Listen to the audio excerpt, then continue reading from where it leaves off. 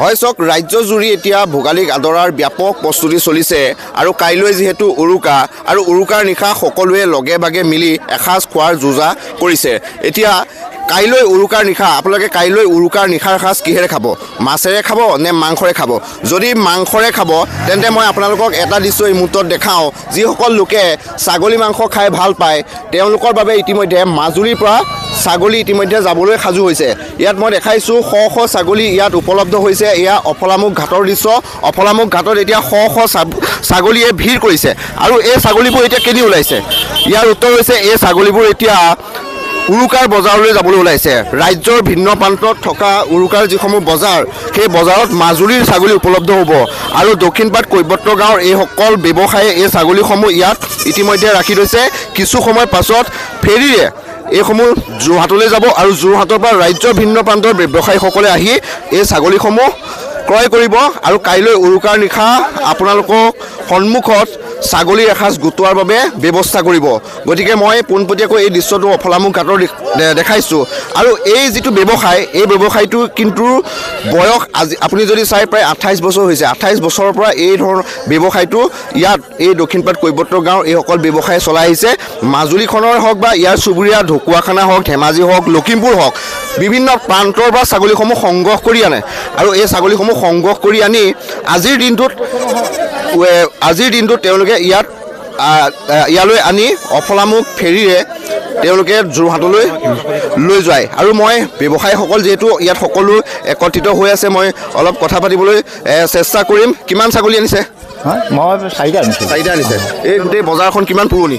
আজি প্ৰায় ধৰক 1980 চনৰ পৰাই পুৰণি। আজি ধৰক 45-46 চন হৈ গ'ল। আপোনালোক কিমান দিন হ'ল জড়িত হৈ থকা? আমি 1980 চনৰ পৰাই জড়িত। মই আচলতে এটা কথা জানো, এই দক্ষিণপাট কৈবৰ্ত গাঁৱৰ সৰহখিনি লোকে এই ব্যৱসায়টোৰ লগত 200 ল'ৰাই ব্যৱসায় কৰে। ইয়াতে জীৱিকা নিৰ্বাহ কৰি আছে।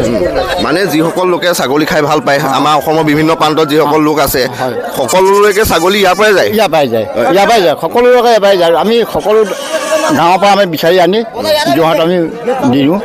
বুজিছে নাই? কিমান দিন লাগিছে গোটেইখিনি সংগ্ৰহ কৰোঁতে? এই গোটেইখিনি সংগ্ৰহ কৰোঁতে ধৰক আজি 200 টকা পাই নহয়, 2 দিন লাগে, কেতিয়াবা এদিন লাগে, কেতিয়াবা 3 দিনো লাগে। কোৱাৰ ওপৰত কথা আছে গাঁৱত দেই।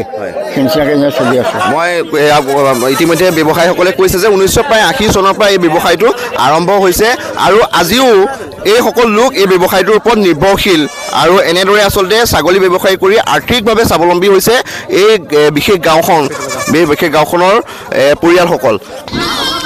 হয়, আমি পৰিৱেশ দেখাই আছোঁ। আচলতে অফলামুখ ঘাটত এতিয়া ছাগলীয়ে উভৈনদী হৈ পৰিছে। মই দেখাইছোঁ এনেদৰে ছাগলীসমূহ বান্ধি থোৱা হৈছে। যিহেতু সকলোৰে গৰাকী বেলেগ বা ব্যৱসায় বেলেগ, এই ছাগলীসমূহ ইয়াৰ পৰা লৈ যোৱা হ'ব আৰু অফলামুখ ঘাটত এতিয়া মই দেখাইছোঁ ইয়াৰ ব্যৱসায়ীসকলে ইয়াত ভিৰ কৰিছে আৰু নিজৰ ছাগলী লৈ ইতিমধ্যে অফলামুখ এই ফেৰী ঘাটত ইয়াত উপস্থিত হৈ মই দেখাইছোঁ এখন ফেৰীত এই ছাগলীসমূহ ইয়াত তুলি লোৱা হৈছে।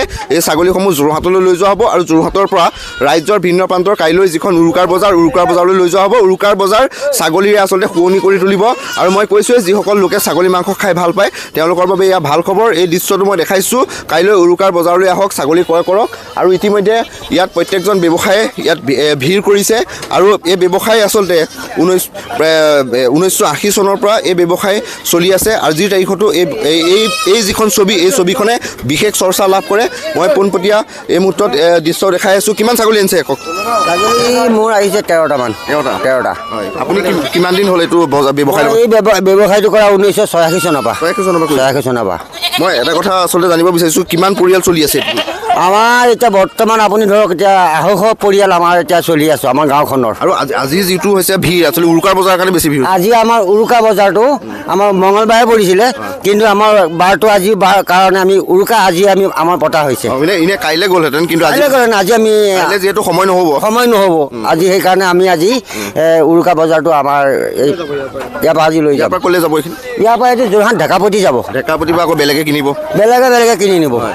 মৰিয়ানী যাব, এইটো ধৰক শিৱসাগৰ যাব, গুৱাহাটীও যাব পাৰে গুৱাহাটীও যাব পাৰে। আমাৰ এইটো চাপ্লাই আমাৰ তাতে এইটো চেচ হ'ব, দেখা পৰি মালটো আমাৰ বিক্ৰী হ'ব। মানে অসমৰ ভিন্ন প্ৰান্তত যিসমূহ ছাগলী কাইলৈ উপলব্ধ হ'ব হয়। সেইখিনি আপোনালোকে ইয়াৰ পৰা পঠাইছে। ইয়াৰ পৰা পঠাইছোঁ। হয় হয় হয় হয়। এজন ব্যৱসায়ীৰ কথা মই কৈছোঁ যে কাইলৈ আপোনালোকে যিহেতু ছাগলী মাংস ক্ৰয় কৰিব, এই ছাগলীসমূহ কিন্তু এওঁলোকে সংগ্ৰহ কৰিছে। এওঁলোকে কষ্ট কৰি ছাগলীসমূহ আমাৰ মাজুলী হওক বা চুবুৰীয়া লখিমপুৰ হওক, ধেমাজি হওক, তাৰ পৰা সংগ্ৰহ কৰি আনি আপোনালোকলৈ প্ৰেৰণ কৰিছে। আৰু আপোনালোকে কাইলৈ এই ছাগলীসমূহ উৰুকাৰ বজাৰৰ পৰা ক্ৰয় কৰিব লাগিব। আৰু এইদৰে এতিয়া এইবাৰ উৰুকাৰ বজাৰখন ছাগলী মাংসৰ এনেদৰে উভৈনদী হৈ পৰিছে। মই দেখাইছোঁ ছাগলীৰে উভৈনদী হৈ পৰিছে। আৰু হয়তো কাইলৈ আপুনি আপোনাৰ পচন্দৰ ডাঙৰ মাছটো কিনিব, কোনোবাই হাঁহটো কিনিব, আৰু কোনোবাই হয়তো ছাগলী মাংস ক্ৰয় কৰিব।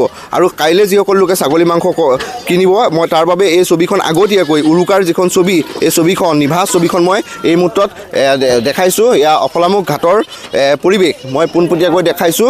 এয়া আচলতে বহুদিনৰ কষ্টৰ পাছত তেওঁলোকে এনেদৰে ছাগলীসমূহ সংগ্ৰহ কৰি এনে এটা ছবি আজি প্ৰস্তুত কৰি তুলিছে। আৰু এইসমূহ ছাগলী তেওঁলোকে ৰাজ্যৰ ভিন্ন প্ৰান্তৰ বজাৰসমূহলৈ প্ৰেৰণ কৰিছে।